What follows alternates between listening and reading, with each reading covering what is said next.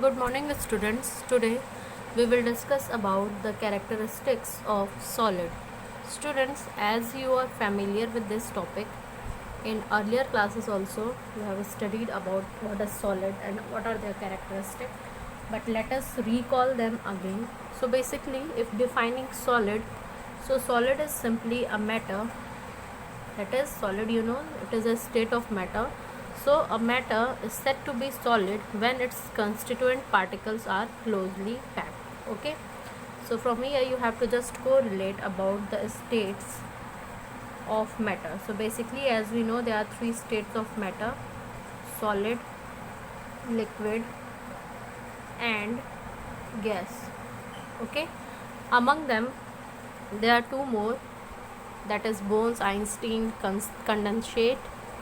So we have not discussed about them. We have basically discussed about the solid, liquid and gas, and our topic will be focused on solids. Okay, so what I said, solid, defining solid, it will be a matter and it will said to be solid when its constituent particle are closely packed. You can see in the structure here the constituent particles. Okay, suppose these are the maybe atoms, whether it is composed of iron, then these may be ions, whether it is composed of molecule, then these may be molecules, are closely packed. Okay, that's why they are called as solids. For example, like diamond, like duster, like pen, etc.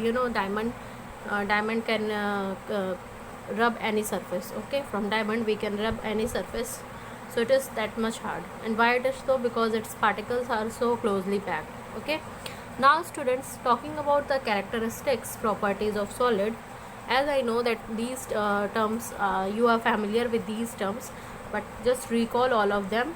The very first, that is, the solids have definite shape, definite volume and definite mass. Then the intermolecular forces are strong.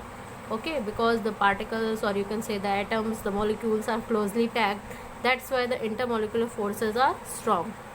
Okay, and talking about the intermolecular space, or you can say that intermolecular distance is short. Okay, if you look here, you can see the intermolecular distance between two atoms, or you can say two ions, is very small.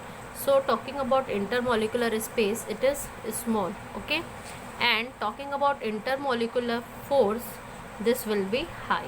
Okay, now students, let's talk about the force, that is substance have higher density than that of liquid and gases. Okay, whatever substance you see that is of solid, in comparison to liquid and gases, they may be higher density. Okay, now students, solids are almost incompressible. You know this, that they cannot be compressed.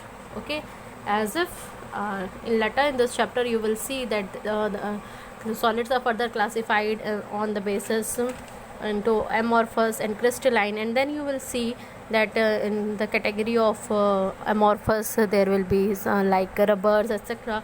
So they can be compressed, but basically we say that solid are almost incompressible. Okay, now the last point, that is constituent particles, whether it is atom, whether it is ion, or whether it is molecules, having fixed position and can only oscillate about their mean position. What basically is saying, suppose these are the metal or ion, suppose this is any ion. Okay, so what basically happens, they don't move, but what happens, they oscillate. Suppose this is the ion, so they oscillate here and there. Okay, they can oscillate only from their mean position. So this is what the characteristics of properties of solid. Thank you, class.